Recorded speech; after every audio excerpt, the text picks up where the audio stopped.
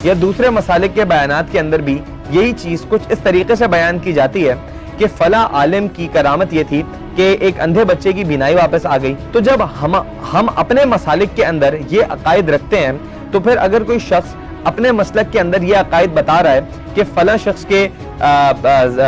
शख्स के सबब से कोई इंसान दोबारा अपनी जिंदगी तलाश कर बैठा, तो हमें इस बात में क्यों इख्तिलाफ होता है? या तो आप उन लोगों को भी गाली ना दें, या तो फिर ये काम जब आपके साथ हो तो फिर आप अपने वालों को भी गाली दें।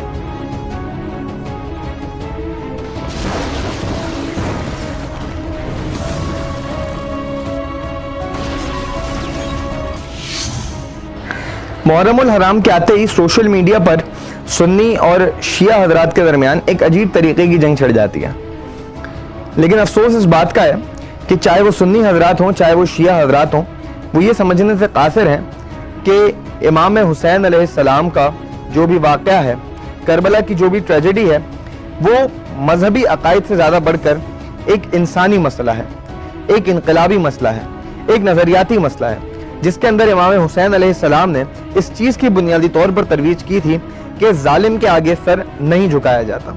जालिम कितना ही जालिम क्यों ना हो, कितना ही ताकतवर क्यों ना हो, उसके पास कितने ही रिसोर्सेज क्यों ना हो, आप तादाद में भले कितने ही कम क्यों ना हो, अगर आप हक पर हैं तो आपके पास इसके सिवा कोई चारा नहीं है कि आप जालिम के खिलाफ सर झुकाने से इनकार कर दें। बुनियादी तौर पर यह वो फलसफा है जो कि हमें करबला से मिलता है। ये वो नजरिया है जो कि इमाम हुसैन अलैहिस्सलाम ने करबला के मैदान के अंदर इंसानों तक पहुंचाया। मुझे इंतहाई अफसोस होता है ये देखकर कि जैसे ही मुहर्रम शुरू होता है वैसे ही सोशल मीडिया के मुख्तलिफ पेजेस के ऊपर एक अलग किस्म की बहस छिड़ जाती है। जो मजहबी एक्सट्रीमिस्ट पेज हैं वहां पर मजहबी शिद्दत पसंदी नजर आने लगती है। जो फनी पेजेस हैं वहां पर जो है वो लोगों के जज्बात को मुंतशिर करने के लिए मुख्तलिफ किस्म के मौज़ूआत पर, ऐसे हसास मौज़ूआत पर मीम्स शेयर किए जाते हैं।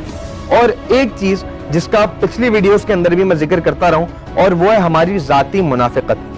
मुझे इस बात का बहुत अफसोस है कि हम जाती मुनाफिकत को इस हद तक आम कर चुके हैं कि मैं इसकी एक छोटी सी मिसाल देता हूं। और इस बात को याद रखिएगा कि जब मैं ये बात कर रहा हूं तो मेरा मकसद किसी भी फिरके की, किसी भी मजहब की दिल आज़ारी नहीं है, और ना ही मैं किसी की तरफ अपना झुकाव रखता हूँ। ये एक इंतहाई रेशनलिस्ट मिसाल है जो कि आपको मेरी मिसाल मुकम्मल होने के बाद समझ आ जाएगी। मुहर्रम के आते ही जो सबसे ज़्यादा वीडियो वायरल होती है वो एक अल्लामा साहब की है, जिसके अंदर वो मुख्तलिफ मौज़ूआत का तस्करा करते हैं।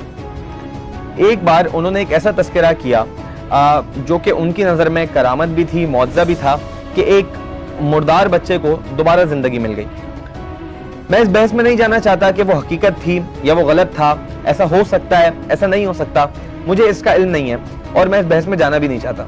लेकिन मुझे अफसोस इस बात पर हुआ कि जब दूसरे मसालिक की मसाजिद के अंदर या दूसरे मसालिक के बयानात के अंदर भी यही चीज़ कुछ इस तरीके से बयान की जाती है कि फला आलिम की करामत ये थी कि एक अंधे बच्चे की बीनाई वापस आ गई, फला मौलवी की करामत ये थी कि उनके फैज से एक बच्चा दोबारा चलने लगा।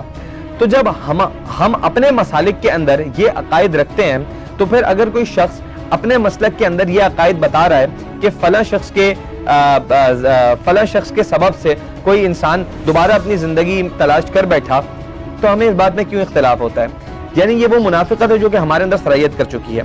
देखिए, या तो आप उन लोगों को भी गाली ना दें, या तो फिर ये काम जब आपके साथ हो तो फिर आप अपने वालों को भी गाली दें।